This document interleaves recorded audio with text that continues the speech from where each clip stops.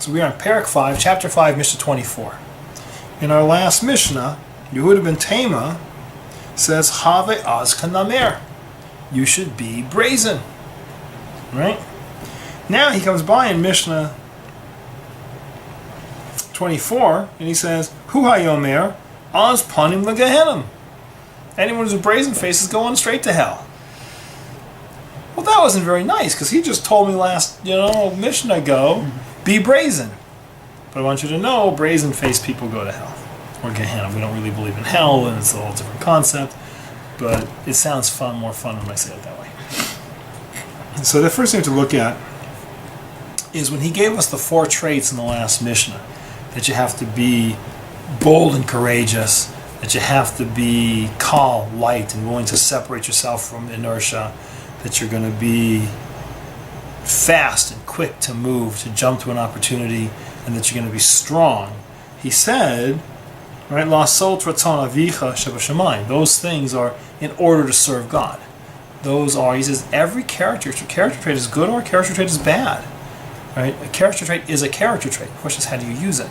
It's interesting with people that if you think about people that you know, as often as not, the quality that you would say is their strongest quality is also the quality that you'd say is their weakest quality.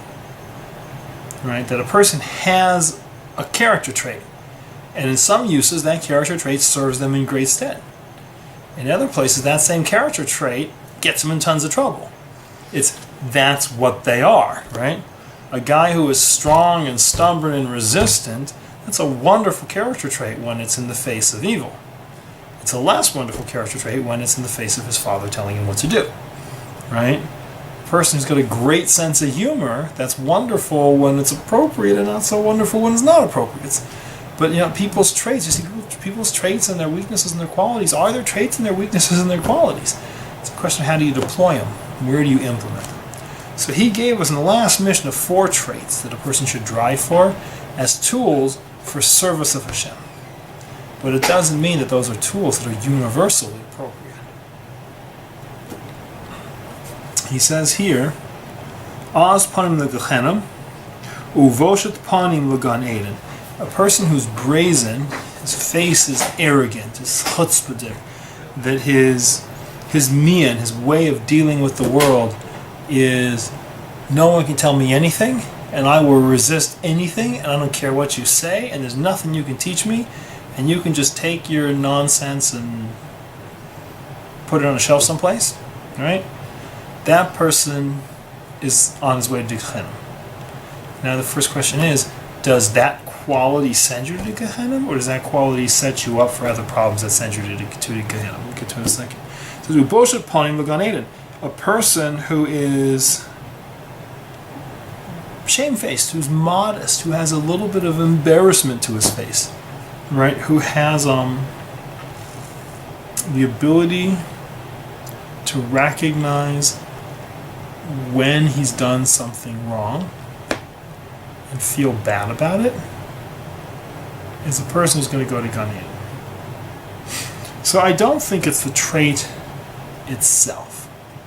I think it's what kind of person the trait leads you to become or to be, and how that trait leads you to deal with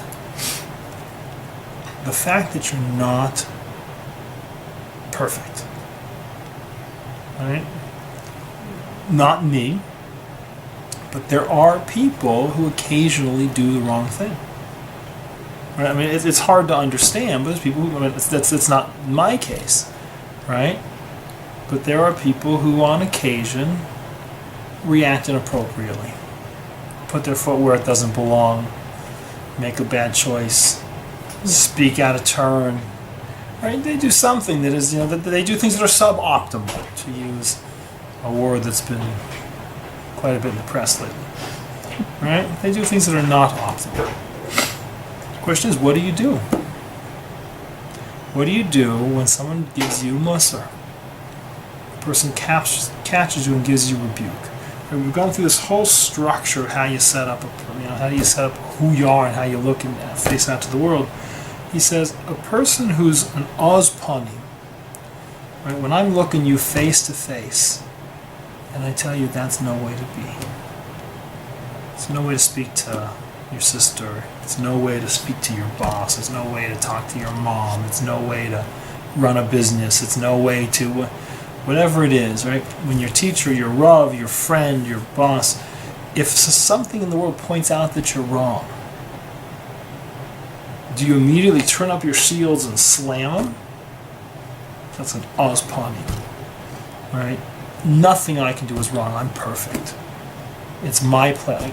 I got free speech. I can say whatever I want, right? I can touch anything I want. I can do whatever I want. I am the king. I am the king, right? That's an Ozpani. So the thing is, if that's who you are, then you can't grow, right? I remember as a kid, my father would tell me if someone walked up to you and said, you know what, you smell funny, and you go run to my dad and say, you know, right? Jody said I smell funny, right? My dad's answer is it true or is it not true? If it's true, then fix it. And if it's not true, then the person's just trying to get your goat. They're just a jerk, right? But there's no place to come and say, they're mean, they attacked me. They're mean, they insulted me.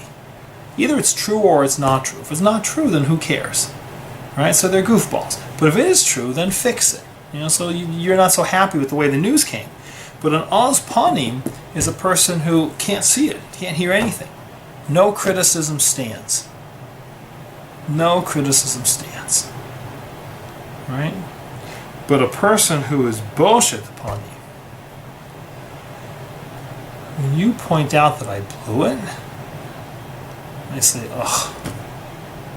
And I can hear it. And I can feel it. And I'm ashamed. I'm not ashamed of it, but I'm embarrassed that I can feel I have failed. I've lived suboptimally. I have failed to live up to the standard of what I'm capable of. All right? And if you look at a kid and say, you're bad, and the kid thinks, I'm bad?